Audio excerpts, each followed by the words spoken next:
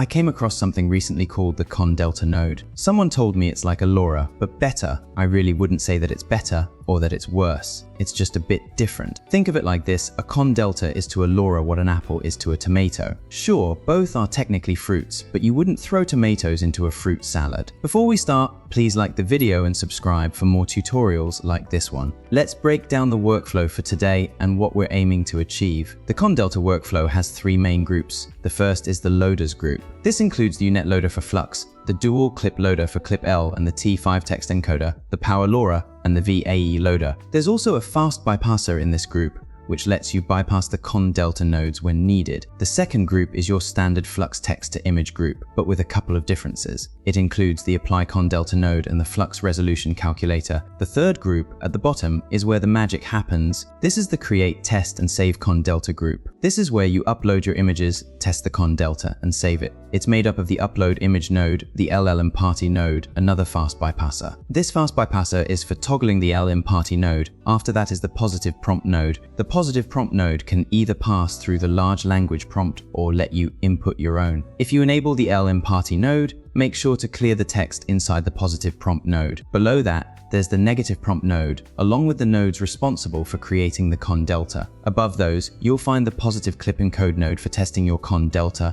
the Conditioning Add ConDelta node, the K-Sampler, and finally, the Save ConDelta node. Before we dive deeper into the process, let's take a moment to understand what a conditional delta is and how it compares to a LoRA. Conditioning deltas, or ConDeltas, are created by subtracting one prompt conditioning from another. This gives you a latent vector that can be added to another prompt at whatever strength you choose. Think of it as a seasoning packet for prompts. If you have two descriptions, say, a forest and a magical forest, the difference between them is a ConDelta. It captures the essence of what makes a forest magical. You can then save this ConDelta and apply it to other prompts, adding that sprinkle of magic to anything you want. Now let's dive into how we can use ConDeltas. What I want to explore first is character face consistency. In simple terms, can we get the same character, or at least a similar type of character, over and over again, like you'd get with a LoRA? Maybe not exactly, but let's see how close we can get. The first step is training a ConDelta, which doesn't take as long as you might think. Once we've trained it, we'll use that ConDelta to create a few test images. For this, I'll start with a portrait of a woman. There are two ways you can approach creating a prompt for the ConDelta. The first method involves using a large language model, which requires enabling the fast bypasser and making sure the positive prompt is clear. The second method skips the LLM entirely and uses the positive prompt input directly. For this approach, you'll need to disable the fast bypasser. In my case, I'll enable the fast bypasser and clear the positive prompt to keep things simple. The model I'm using is the latest Lava model, but you could also work with the Llama Vision 3.2 model. These are interchangeable depending on your setup. To figure out which model you've got installed,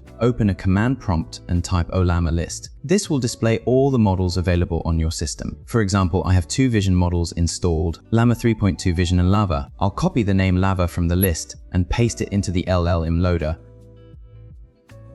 For the system prompt, I've set it to something specific. You are an AI image describer that describes images from a given prompt. The actual prompt I'm using is, describe the image, include detailed descriptions of the face, like the eyes, eye color, how the eyebrows look, the expression, lip type and color, hairstyle, and jawline. Describe all facial features in detail. Here's an important detail. Every description needs to start with an image of a instead of the image portrays. This ensures consistency. On the flip side, the negative prompt includes things I don't want in the final output. For this example, I'm excluding elements like man, boy, background, and wall. This gives the ConDelta clear instructions about what to leave out. Before I queue it up, I'll make sure the text to image group is disabled. Once that's done, I'll run the process. What happens next is that the large language model generates a detailed description based on the input. That description gets converted into a ConDelta. From there, we can use the ConDelta to create a test image. For the test image, I'll use the following prompt: a photorealistic close-up of a woman with blue hair standing in a room. The ConDelta gets added to the Conditioning Add ConDelta node with a weight set to 0.90. Finally, I'll give it a name, let's call it Flux Melissa 1, and save it. I'll also enable the override option to ensure that any updates are captured. I'm using the Flux Dev model alongside the Turbo LoRA. Let's see how the output looks like. It's not exactly what I was expecting. A few things could be causing this. For one, the weight might be too low. I'll increase it to 1.2 and try again. Here's something critical to understand about ConDeltas. They don't pull data directly from the image itself. Instead, they're built entirely from the text description. This sets them apart from LoRA LoRAs, which use both the image and its caption. Since I already have the large language generated prompt ready, I want to make the process faster by skipping the large language loading step. To do this, I'll copy the positive prompt from the Show Text option and paste it into the positive prompt field. Then I'll disable the fast bypasser. This way, the workflow skips reloading the model and runs much faster. The new image is closer to the description, but the blue hair didn't come through because of the weight adjustment to 1.2. Based on what I'm seeing, the sweet spot for balancing the prompt with the conditioning delta seems to be between 0.7 and 0.85. Again, ConDeltas take a text-based description and translate it into a conditioning delta that can be applied to any image. It's not going to mirror the reference image exactly, but it does reflect the description you provide. To test further, I'll take the ConDelta I just created and use it in the text-to-image group. I'll refresh the nodes, disable the Create ConDelta group, and enable the text-to-image group. Adding the ConDelta to the Apply ConDelta node will complete the setup. You might notice there are two Apply ConDelta nodes. If you're only using one, make sure to disable the other in the fast bypasser within the loader group.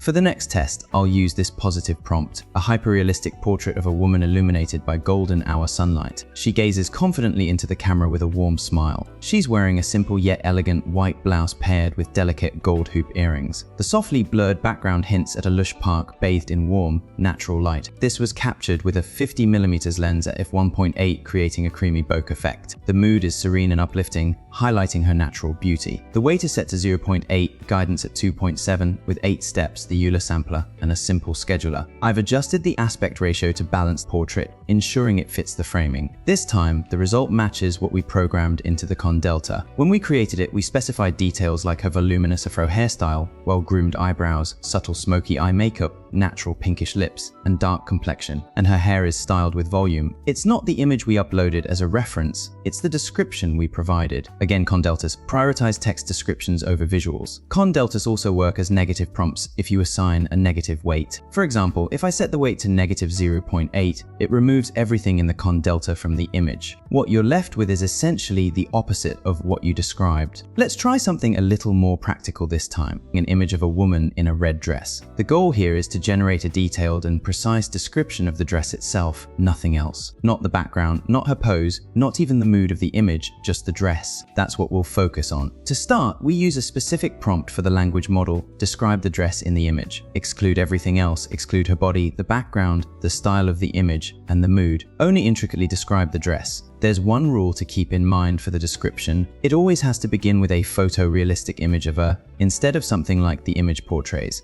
The negative prompt is man, boy, woman, background, wall, and color of the dress. For the test prompt, we'll use something simple, a photorealistic image of a woman in a dress. The weight is set to 1.2. Once the ConDelta is generated, I'll save it as Flux Dress 1. Let's see what happens. The result is exactly what was described, a red strapless gown with a flared skirt. It features a deep V neckline and is adorned with intricate ruffles. This outcome isn't just lucky, it's the direct result of how we structured the description. This brings us to the central question, how does this approach make prompting feel almost effortless? Let's explore that by moving to the text to image group. First, I'll disable the Create ConDelta group, then enable the text to image group. For the main prompt, I'll use a photorealistic image of a woman standing. In the first Add ConDelta node, I'll select Flux Melissa 1, which we created earlier to define the woman's characteristics. In the second Add ConDelta node, I'll add Flux Dress 1, which defines the dress. The weight for the first ConDelta is set to 0.85, and for the second it's 0.75. To frame this properly, I'll change the resolution to a slim vertical format and cue the process. What comes out is remarkable. The Melissa ConDelta dictates the features of the woman, while the dress ConDelta ensures the red gown matches our earlier description. Let's take this experiment a step further by adding a third ConDelta. This one is a pre-existing ConDelta called Lush Jungle Delta. I'll adjust the resolution to a cinematic ultra-wide format and cue it again. This time, the red dress disappears, replaced by a vivid, lush forest background. The woman's features remain similar, though the jungle ConDelta dominates the scene due to its higher weight. Using the same settings but a different seed, you can generate entirely new variations like this one,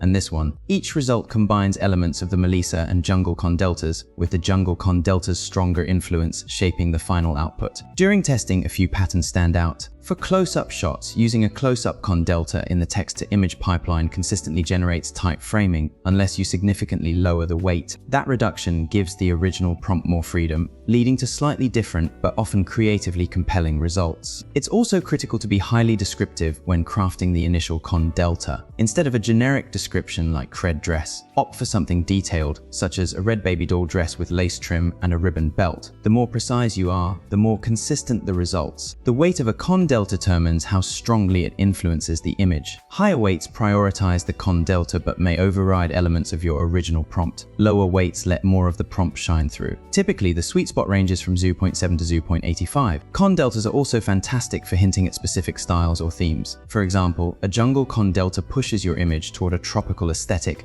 while an Art Deco ConDelta evokes a completely different vibe. You can even use ConDeltas as negative prompts. Assigning a negative weight removes the described elements, allowing you to exclude unwanted details from an image automatically. The real beauty of this tool lies in its flexibility. Imagine giving Flux a simple prompt, layering a cyberpunk ConDelta, and getting something close to your vision, or perhaps an even better surprise. The possibilities are endless. To answer the question of whether this is like a LoRA or better than one, the short answer is no. LoRAs are a different beast. They're exact, consistent, and allow you to call out specific subjects in an image using trigger words. However, ConDeltas remain invaluable for many creative use cases, offering a level of control that feels almost magical. Now let's go step by step on how to install this node. The process is simple, but I'll make sure to break it down so nothing gets missed. Start by opening ComfyUI. Open the ComfyUI Manager, click on Custom Nodes Manager. Once you're there, search for ComfyUI ConDelta. When you find it, click Install. This might take a moment, but once it's done, you'll have the node installed. Next, go to the Custom Nodes folder. Inside that folder, locate the ComfyUI ConDelta folder. Open it, and you'll see another folder labeled Sample Models. This is where the example ConDelta models are stored. Copy the models from the Sample Models folder. Then, navigate to the main models folder in your ComfyUI directory. Inside, there should be another folder called ConDelta. If you don't see it, you can create one yourself. Paste the copied models into this ConDelta folder. Once you've pasted the files, restart or refresh ComfyUI. The final step is to drag and drop the provided workflow file into the ComfyUI workspace. At this point, you're good to go. If you found this helpful, don't forget to like the video and subscribe for more tutorials like this one. Thanks for watching, and I'll see you in the next video.